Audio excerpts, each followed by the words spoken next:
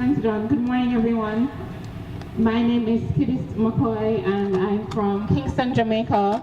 And I'm here with the YLAI program that I'll tell you more about right now. And basically, the program is about helping young leaders develop leadership skills and entrepreneurial skills. And I'm going to share a little bit about that. As I mentioned, it's a program where young persons can get an opportunity to develop entrepreneurial skills, build leadership skills, and of course, in doing so, we will help to contribute to our economic development of our home countries. The fellows are from 36 countries across Latin America and the Caribbean. It's funded by the Departments of State, and it's implemented by Meridian International and Atlas Corps. This year, there are 250 fellows from across the 36 countries in Latin America and the Caribbean who are currently in the United States. So the group here in South Bend, we are located, the program is being executed from the University of Notre Dame, and there are 10 of us from Bolivia, El Salvador, Colombia, Peru, Mexico, Venezuela, did I forget anyone? I just said Venezuela, Costa Rica, and Jamaica, of course. And we are having a very wonderful time here in South Bend. The reception has been very warm, and we do appreciate it. The program currently has 52% females, woohoo! and the remaining 48% males in the program. Our focus areas are across a very wide spectrum. So there's education, there's tech, there's social entrepreneurship. For myself, I have a social venture called Good Deeds Foundation, and of course there are business ventures as well. There are consulting persons who are in the arts and culture, tourism, healthcare, food and beverage. So we're across various disciplines that our businesses are from. And currently, I don't know all 24 cities, but we are placed in 24 cities across the United States. How the program is executed in this format, there's a 4-week fellowship. So we're all here in our different city hubs for 4 weeks, and we are placed with an organization that is similar to what it is that we're doing in our home countries. So you'll find that they'll try to match us as best as possible to see how we can contribute, and it's an exchange program. So you find that while we are there learning, we are also contributing to the companies that we're with as well. I am currently placed with Goodwill Industries, and of course it was almost a perfect match for me because Goodwill does similar work to what I do back home on a much wider scale. There is also going to be a closing summit. So when we leave our city hubs, we will go to Washington, D.C. for a closing summit for 3 days where the program concludes. While we're here in South Bend or in our city hubs, on Fridays, we have an Entrepreneurship Institute training where we are taught the principles and the right way to be an entrepreneur. It can be a lonely journey. And when we return to our home countries, there will be sustained engagement because there will be a reverse exchange program where the hosts here get an opportunity to come to the various countries to work with the person that they hosted. Also, we're going to form a network of alumni that will stay engaged and we'll have activities. There is opportunities for travel grants that we can come back to the US or to the various countries that we met persons from and execute projects. So it's certainly something that is sustainable and definitely something that we can help to contribute both to economy here in the United States and in Latin America and the Caribbean. It's a two-way process. Okay, that's pretty much it. We started off with an opening summit in Atlanta, Georgia. We were there for roughly a week, thereabouts, where all the fellows met, and we then departed to our various city hubs. So we started together and we will close together. Thank you very much. If you want to get more information, you can go to the YLAI website. It's up there. Have a good day. Thank you.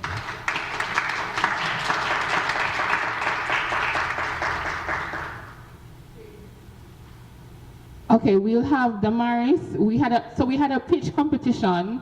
This is also a part of the program. I forgot that part. And the person who wins the pitch competition has the opportunity to get a grant towards their projects.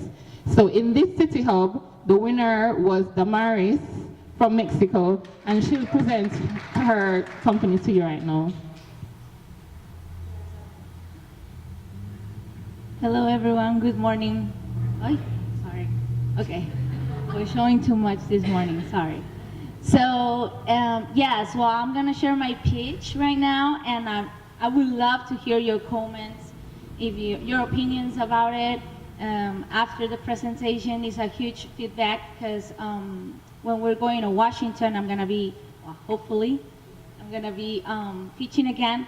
I say hopefully because out of the 24 that were selected in this first pitch competition, they're gonna select 10, and then those 10 are gonna present in Washington. So I really hope, Jesus, that I get to be picked to be pitching in Washington. And so, yeah, thank you.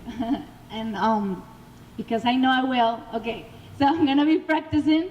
And yeah, you can share to me whatever opinion you have about it, okay? So first of all, my name is Damaris Ortiz. I'm from Tijuana. I have to say it like that because then they don't understand. No, I'm just kidding. Tijuana, Mexico. I don't know if you guys have been there. It's just in the border with San Diego, California, okay?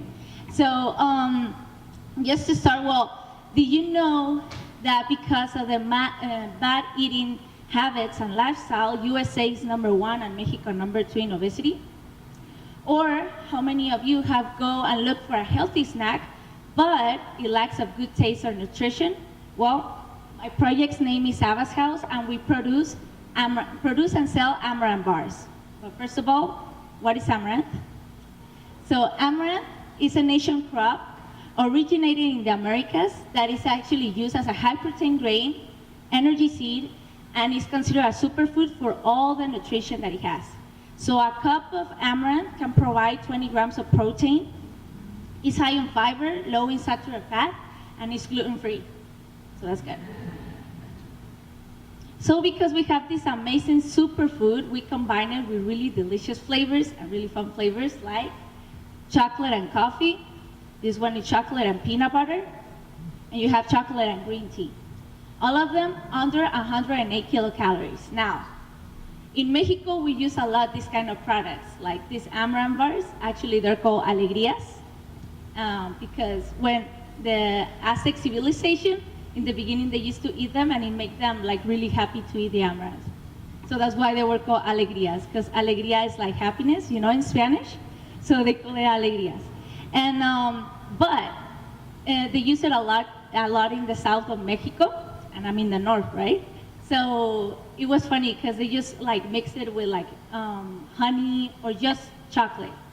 But if you go to north, I started selling it like that, and no one cared about it. They were like, it's not attracted to me. So then suddenly Damaris came up with this idea. I was like, okay, I'm not only gonna combine it with chocolate, but what about chocolate and coffee? And chocolate and peanut butter? And it started to be attracted to people, so I started eating amaranth. It was like really good choice. So our target market are women in Mexico between 26 and 55 years old with a degree and an annual income of $58,000 to $100,000. Talking about our industrial competition, we have different competitors, but the most popular ones in healthy snacks in Mexico are Nature Valley and Multigrano Bimbo. So as you see in this chart, we're making this comparison on benefits and prices.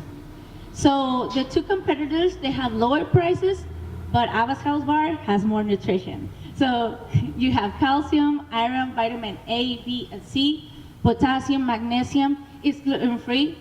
It only has 55.8 calories and 3 grams of protein. So it is really good. Talking about our financial sustainability, we started in April 2016, selling 17 bars. And in September 2017, we sold 2,200 bars. So our cost average per bar is 39 cents of a dollar. Our price average per bar is 72 cents of a dollar, giving us a margin after administration cost of 43%. Our distribution channels are, first of all, social media. We have organic markets, coffee shops. Our biggest client in Tijuana, 7-Eleven. So that's why we raise a lot. Yeah. So the investment that I'm looking for is to increase the production, lower the cost, do exportation, and sell new products like this amaranth beer that was created in collaboration with our host placement in South Bend. Was so funny and so cool. Because I saw that all of you guys, well, I don't know you, but in South Bend, they drink a lot of craft beer, and I was like, what? You know? So I was like, all right, if there's actually a wheat beer, what about an amaranth beer? And so they went crazy. They were like, oh my God, we should do it. And we went to bare hands, and we did it. So now I have an amaranth beer, taking it back to TJ. So that's the way you can see the amaranth. It can be like transformed different goods and forms, so cool. And well, another kind of product would be like an amaranth powder, so you can do it like in meal shakes or things like that, so yeah. So the quantity required is $20,700. And well, making this company grow is not only gonna benefit us, but the others. So in TJ, the employees and myself go to this rehab center of girls between 13 and 18 years old to empower them to create and remember them who they are. So the purpose of Abba's House is not only to serve the client and give them like a really good healthy snack, but also to support the new generation. Thank you.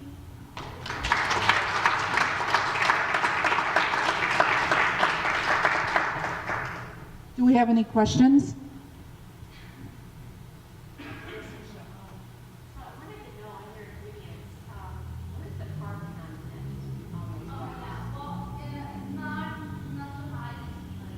It's not too high. It has 17 grams comparison with other products like the Nature Valley. That one has 36 grams. So yeah, 17. Oh, wow.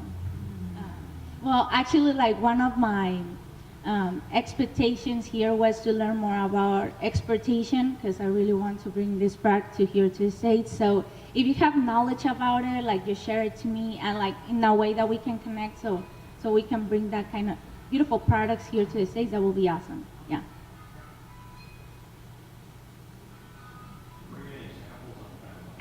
I know. I'm sorry. Because okay, so here was the thing. Like I crossed like 25 bars, like through the border. So it wasn't easy. They were like, "What is that?" And I was like, So and through the airport. So I've been like, we have seen a lot of people have networking time. So yeah, I was giving them, and in the contest I did too, and I only have 5 for the Washington one. So that's why I didn't bring some. But yeah, I'm sorry. I was wondering for YLAI, where's the closest center hub? Here in South Bend? Oh. What do you mean? You said there was one in Chicago, or? Okay, so we're in 21st cities, and here in Indiana, we're based out of Notre Dame. Okay. Right.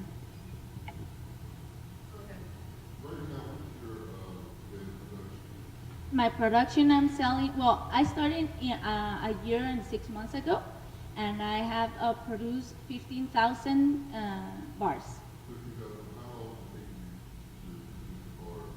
Less, yeah, per day.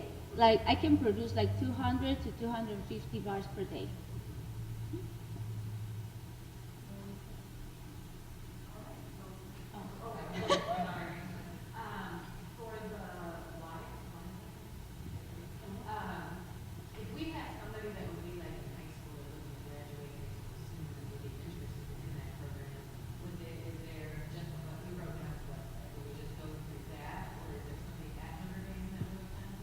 Oh no, there's no one at Notre Dame who you can contact. The program is for persons 18 to 35 years old. The website gives you all the details of how they can apply. Applications open in April, and once you're shortlisted, then by June you are told, and there's an online interview that is done, and then from that you are further shortlisted to be 250.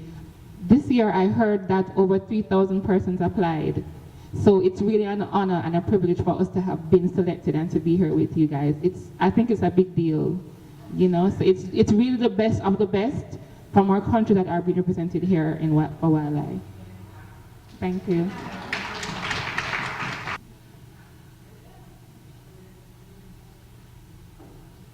Hi.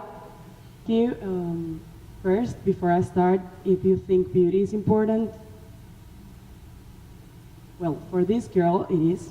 She suffered bullying even from her teachers and stopped feeling confident.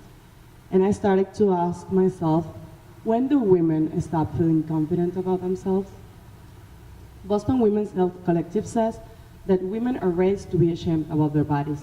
And as a psychologist with a master's degree in gender studies, I've found that women low self-esteem is directly related to gender violence, depression, bullying, eating disorders, and more. That's why we've created Beauty Value, a platform with customized, innovative, and dynamic services for building women's self-esteem.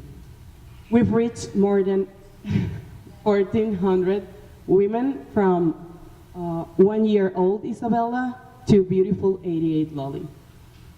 Our services go from a singles club created for women to find their beauty and uniqueness in being single to psychological assistance going through nonprofit makeup lessons for cancer patients and elder women who live in a shelter and much more.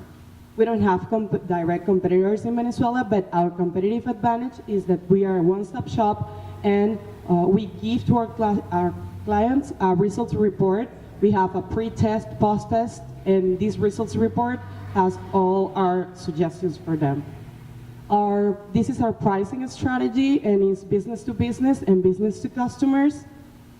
And let's talk about our impact. In 2014, we were piloting, our services were free. 2015, we broke even, our second year. 2016, for every dollar we made, for every dollar we spent, we made 3. In 2017, for every dollar we spent, we made 5. So Beauty Value has impact and return on investment. Now we are looking to expand. I don't know if you see, but here there should be a map of the world, and I don't see it. We are looking for $50,000 so we can build a team, invest in marketing, and expand to new markets abroad. First one is going to be Mexico, and there we have already established partnerships that are going to help us to successfully launch Beauty Value there. And we know there's a demand in many other countries because the spare time we've had here in the USA, we've had the chance to make 5 events, all of them successful, and we're missing 2, and you're invited to the other one we're going to have tomorrow. Just the girls, sorry, just the women. We want to continue doing these B2B and B2C. So I'm Eva Herbert, the girl of the picture, and I know how does it feel that you're not pretty enough and not worthy enough, and that's the reason why I want every woman in the world to find their own beauty just the way I did. Thank you. What's it like doing business in Venezuela right now? What? What's it like to do business in Venezuela right now? It's like, I think it's one of the biggest talents you can have in a country like that, because like you've heard on the news, we've going through a lot of problems. We are going through a lot of problems, and about the economics, I've never cared about because I have my dream and I'm really sure about what I'm doing, and I don't care if I don't make any money of this because I see the women's smiles and I'm like, okay, I'm doing my job. But the most difficult things are the social things. For example, you know, when there was all these, there were all these protests we have at the beginning of this year and in the middle, we have fire on the streets and women had difficulties to reach our activities. And I was like, everyone was telling me like, you should stop doing your thing because, you know, they're killing people, there's people dying and there are people suffering and you know, there's people with hunger, and I was like, if I don't do what I do, then why I'm here? So I didn't stop it, and in one of the activities I had, there was one of the girls that couldn't get there, and when everyone had difficulties, but I was the first one to get the place, and I was like going through a lot of obstacles in the streets, physical obstacles, And when I found that they're secure or the safe route, I was like texting all the 30 girls to tell them where they should go, and just one of the girls was like, I have to take the subway and I live really far from here. I think I'm not able to make it. And I was like, okay, well, all the girls are here and we're waiting for you.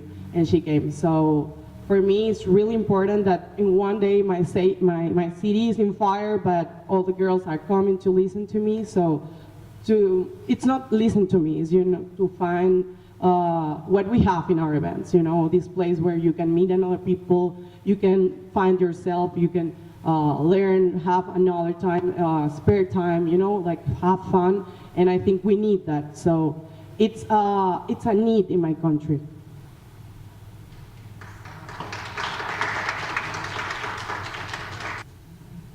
Well, good morning. I am John Pinter. I am not young, and I'm not Latin American. but I'm with these guys, and so what I want to, this is what I would call extremely early stage pitch on an idea, the case for Welcome Michiana. So we're very happy to be here. About 5.5 years ago, I went out on my own. I used to work for the Red Cross, and as soon as I left that position, people started calling me saying, hey, would you help us with this project? And so I decided, well, I'm going to try this out. I met a lot with Alan Steele back there and trying to figure out what it was I was doing, and decided that my triangle, if you will, which is a weird one for Greater South Bend, is this idea of nonprofit work, international stuff, and living in a great community, being part of a great community. And it's a weird triangle, as I say, especially because of this international thing. Like, how do you pull that off if you're not in Chicago or Los Angeles or Miami or something? I did name myself John Pinter Consulting in Salsa Making, and we started this weird group called Group W, and if you can figure out the reference for that, I have a jar of salsa that you win today. And I felt very threatened because Amy Miller, who is my neighbor and is also a salsa maker, and has challenged me over the years as to who makes better salsa. And we've never actually had it. We're not going to do it today, right? Are we? One of these days, we're going to have that. So if you can get this reference, you win a jar of salsa. So 2 assumptions. One, whatever your feelings on immigration are, I hope we can talk about it, or if you want to talk to me offline about it. I'm very open to arguments for, against, or not sure about it. But so you know, I lean strongly towards the idea of being pro-immigration and exchange. That would be my posture. I think it's right, smart, and fun. And here's what I mean about that. So why is it the right thing? When I was with the Red Cross, we did refugee resettlement. And most of the families, I would say, I can think of one exception to this rule, of the families who arrived here, they wanted to Americanize really, really fast.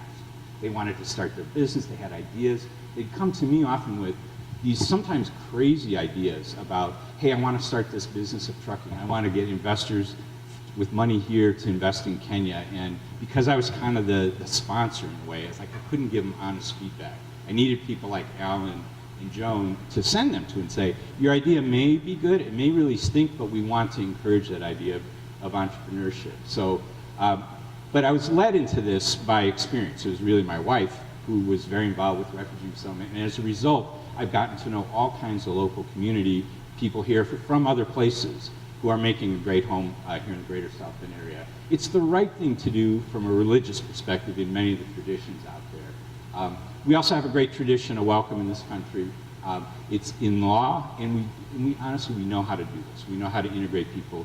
I get tired of hearing, oh, we're a nation of immigrants or whatever. You know, it sounds like a worn out sort of thing, but if you think about it, we really are. Most of us are not native to this place, and somebody helped us to succeed here. Here's the more important part if you're in business, though. It's the smart thing to do. So here's a few snippets for you that you may not be aware of. And one is that it helps with growth. So particularly in the Midwest, smaller cities, the Akrons, the Daytons, the South Bends, the Muncies of the world are going to die out through if we don't allow immigration. So if you look at South Bend and the Greater South Bend region growth, all of the growth is accounted for with immigration. That's information comes from the Chicago Council on Global Affairs. I'm not making this up. Second is that native-born residents are much more likely to be entrepreneurs. I'm not sure why that is, but I put 13, 11 and a half, and 9. So from the Kauffman Foundation, 13%, if you are a refugee, 13% of refugees start businesses in this country. 11.5% of immigrants overall do versus 9% of us in the native-born population. So it's good economically for us. There was a $63 billion net impact of refugee resettlement over 10 years. So it's costly at first when families come, not terribly costly. Again, it's the right thing to do. But in time, refugees who come, according to the Department of Health and Human Services, and this is new information, provide a net $63 billion impact. And then that last part is the world that comes and meets with us here, like these YLAI folks. We have a young African leadership group that comes in the summer. They love it here, and they want to do business with us. So that idea of exchange, we really need to take advantage of that. So, and lastly, I think it's fun. You fill in the blanks here, but how many of us, we were going crazy over getting a Portillo's, which is an ethnic restaurant out of Chicago. Like, think about all the opportunities for, we now have a Venezuelan restaurant here, for African food. Think how that would impact the richness of just the eating world around South Bend. So how to foster these ideas? Well, we recently, through the United Religious Community, decided to become a welcoming America city. There's a network of cities around the country that are part of this. It's a loose network for sure. We just went to a conference last week to find out what it was we'd agreed to.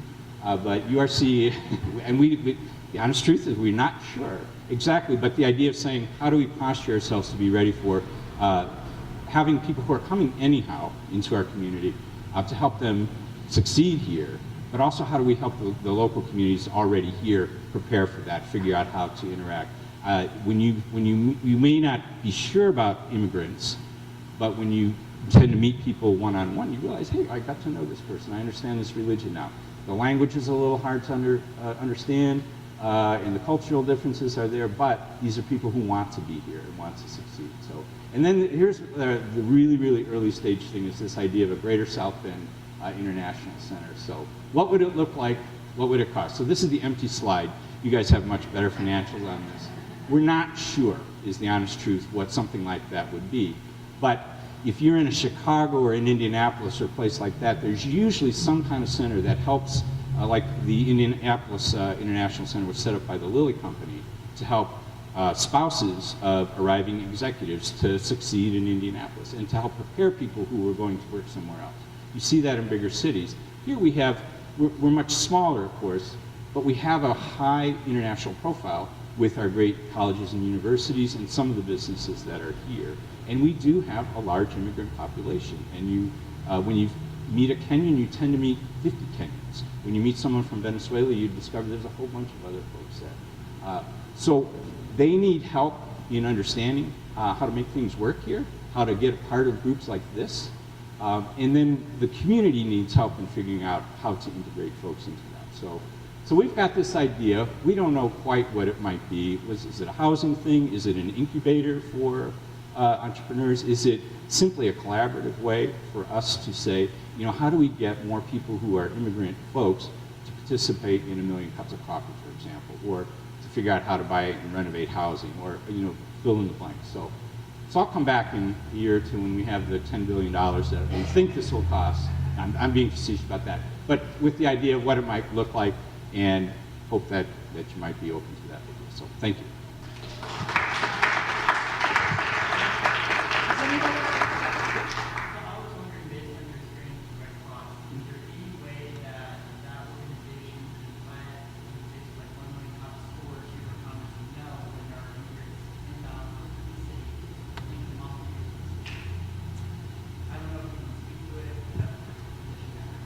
If you, well, I don't work for Red Cross anymore, so I won't say anything that represents what they don't do refugee resettlement either.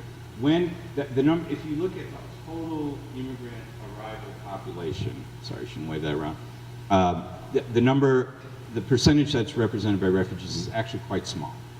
We do know when you have a refugee resettlement agency, there's a long story about how we're trying to get that going again as well. You would know when families are arriving, and when we were doing it, we hooked up with churches and community groups and said, family X is arriving from Iraq via Jordan, and this is what they need, and their kids and all. We know those families, but that's a very small subset of the population. Most folks who immigrate here, you know, there's no registration. People come, they hear it's a good place to be, and you find out who's here through churches, church, I should say congregations, so they may not be, you may be through the mosque. If you visit the mosque, for example, which I highly encourage, if you've never been there, go to Friday prayer sometime, and you will meet people from all over the world who are practicing Muslims and teaching at Notre Dame and doing all different kinds of things. And that's the way to meet people, or through La Casa de Amistad, which works particularly with Latino populations. So there's no, like one place. The idea of an international center would be a meeting place of folks who are newly arrived, who may need a little bit of help or may need a lot of help, and then people from the local community who can provide some of that experience and are willing to learn as well.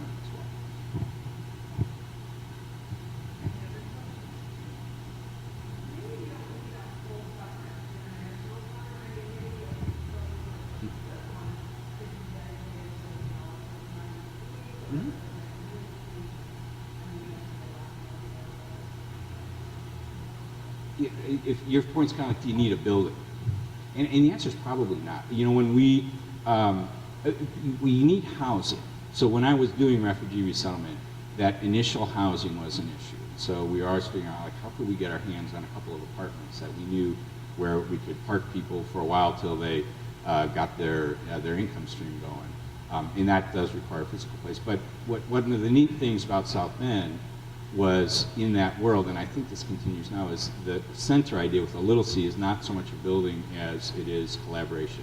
It's harder work to build relationships, but when you're a smaller community, you have to do that. And actually it's much more successful, I think, because you know people across the way, versus saying, oh, you got to go to that building. So I don't think it's necessarily building based. I think that's an opportunity, and one of the ideas we ran was, if you did have a center that could be an incubator for people to try out their first hand of business, and then maybe a market rate coffee shop or whatever that's run by immigrants, and then you eventually turn ownership of that facility, that building, that apartments, whatever it might be, to people that have used it over time. That's sort of this social venture idea that I'd love to explore with anybody. But I think you're right, it doesn't require a physical place necessarily.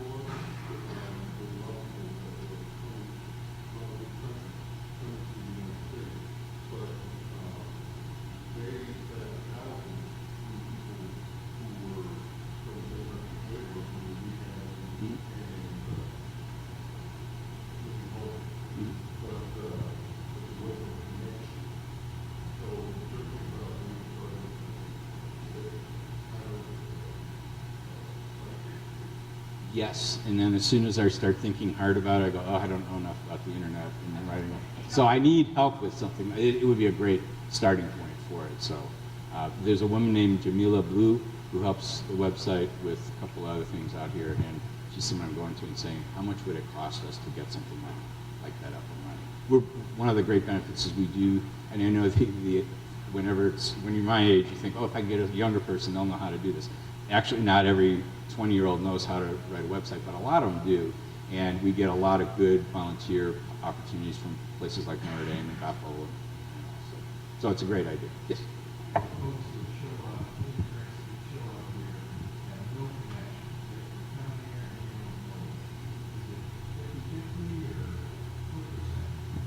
His question is, how many folks sort of wind up here without any particular connection? I have no idea is the answer. If there are, there's no sort of central registry or whatever. If you are a Latino immigrant, you're likely to find your way to La Casa de Amistad. That is their bread and butter. But they're realizing that, some of the legal work that they do, some of the early childhood work that they do, it expands well beyond the Latino population. So they are a great resource provider for that as well. It's interesting how people, this is very anecdotal, but they tend to find someone who's been in the situation before and figures out how to connect them. There's this, they don't really have a formal name, but my wife's part of it, is this group of women that have been doing, some of them have been doing it since the Vietnam era, and just are out there and someone says, you know, you need to hook up with these folks, they can help you get connected with things. But it's a really good question. And again, the idea of some sort of, not central registry, but a place that people could come and get a little bit of help to a lot of bit of help, we think would have some ways. Yes.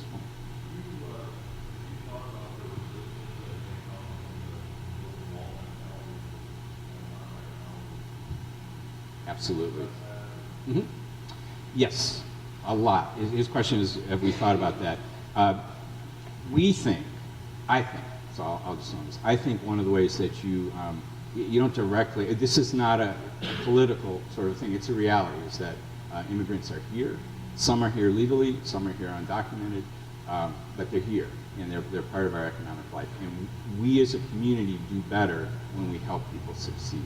So the thing I think, the idea of this center that I think is the least sort of businessy about it is you build the opportunity for relationships for folks. So when you get to actually know somebody who came from Iraq, and if you're worried about, you know, we know there was a terrorist attack yesterday, and you know, having talked to people involved with the mosque, they'll say that when you hear an attack like that, you first feel awful about it, and the second thing is we hope it wasn't a member of our community that was part of that. All of us understand that. The more you build personal relationships with folks, the less you are able to say, well, everybody must be in that mood. So I know it will take some work. The Lilly Endowment has expressed interest in sort of measuring the temperature in the state of Indiana, because immigration is very different here than it is in Indianapolis, than it is in Logansport, and it is an issue that is going to get more and more discussion. I encourage the discussion, and we recognize that there will be people 100% for immigration and 100% against it. Most of us are somewhere in the middle, and so it's not just let's talk it all out, but the more we build personal relationships, I think the better we'll understand it. So, that sounds mushy, but so. I don't want to use all of Jennifer's time.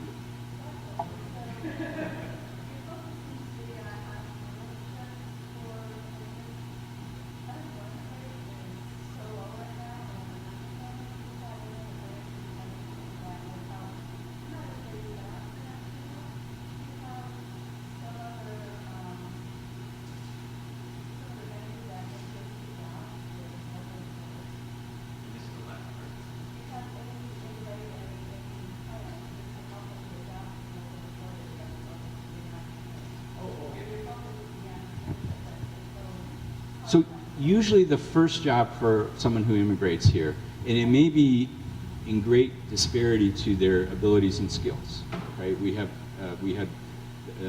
depending on the refugee population, so that's the population I know the best, highly educated folks coming from Iraq and not doing jobs here that are at that level. And that's okay. I mean, the ability to be here, to be safe and know your family's okay is a great start. But they tend to like land in a factory job. There's a lot of openings for that. Tend to be very good at that. There are some businesses here, some of the larger businesses that do advanced manufacturing that sort of get a foothold. I don't think they'd mind me saying it, but what was General Sheet Mill, I forget what their new name is, had Bosnian refugees come and work there, and now they have this strong core of finding people that come through the Bosnian community, for example, that educate themselves in that. It's like a 13%, if you will, wind up being entrepreneurs. So they usually get a job, but they want to be their own boss, want to start something. But there's a lot of folks who come and fill those jobs. There are a lot of unfilled jobs right now, and immigration actually is one of the ways that businesses are looking to see that happen. So less.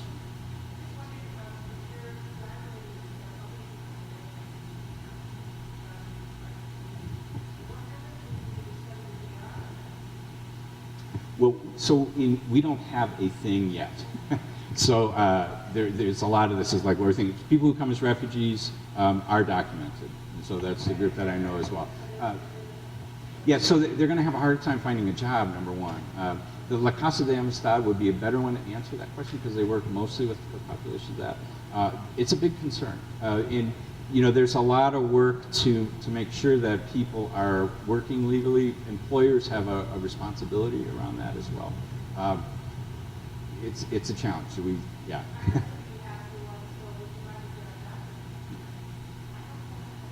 You can't legally employ somebody who isn't, but you can get them an attorney and say, what's your situation? You know, do you have a pathway to becoming legal, pathway to citizenship, something like that. So. My name is Jennifer Reimert. I'm from Colombia. And my company started when one friend close to our family with children found out they were quite hyperactive. So his decision was to control their intake of sugar and replace it more with a natural sweetener, in this case honey. But why not, he didn't just go to the supermarket, because the majority of honey in Colombia is impure. It's mixed with other stuff like molasses or replacements that avoid the crystallizations of honey. So at that moment we saw a gap in the market. We decided to put some beehives near Bogota and harvest our own honey. Also, we saw that we live in Colombia, and Colombia is one of the richest countries in flora and fauna, so we wanted to showcase this flora through our product. So what did we create? We created Honictal. Honictal is the valley of the honey, and it's honey from Colombia, and this is kind of what our product looks like, part of the portfolio. So we created, we harvest or bring 5 honeys from 5 different regions in Colombia, which showcase completely different thermic floors. So what we bring to the client is 100% pure honey. It's organic, artisan. It's also a well-designed product, and we promote with it positive environmental and social impact, because we work directly with our beekeepers. We don't use any bridges or anyone in between, so the beekeepers get all the money. There is no one in the middle that gets a cut from it on the price. So market. Our market in this moment is higher earners, artisan bakeries and craft breweries, gourmet food stores. Why? Because hence the reason we do good design and concentrate in this moment to that target market. Our competition, yeah, we have competition. It might be more affordable if it's even pure, but what we bring to the table is an added value of pure honey and variety of it, and we innovate through well-designed product and work towards launching more products next year. So our value-based pricing is, we sell a 300-gram jar for about $7. Our cost is $3, and the profit per unit would be $4. And our growth strategy for the next couple of years is not only customer base, where we have a client base list set, and we always intend to keep on growing it, and our product line base, which we want to expand. Still, our core product will be our honey, but we want to expand for sauces like barbecue honey, mustard honey, everything that can be with honey, but still in the gastronomy section. And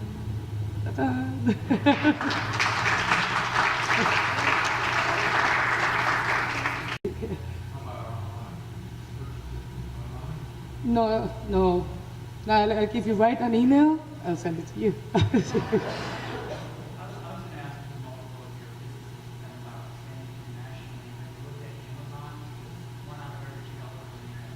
Yes, we could. We have done exportations previously, or in the past, but every country is different. We need to look at the permits that are necessary, so it's very individualistic depending on what country you are. So for example, with honey, even in Latin America, I cannot export to Chile because they don't accept honey from other countries. Or I was able to export to Switzerland, but because Switzerland is not part of the European Union, but the product couldn't touch European Union soil. So it's possible, but also depending on each country. So that's the challenge.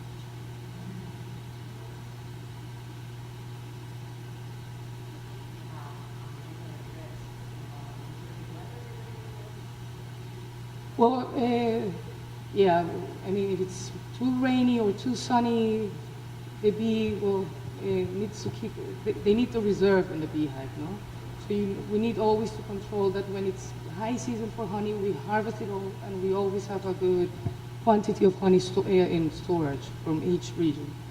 But Like one of the projects that we have is to get not only target market, but the rest of it, the high earners, but also the people that also want to eat honey but cannot afford it. So I would have to get a honey that would be available for the whole year. So we have the honey, but we need to design. That's for that.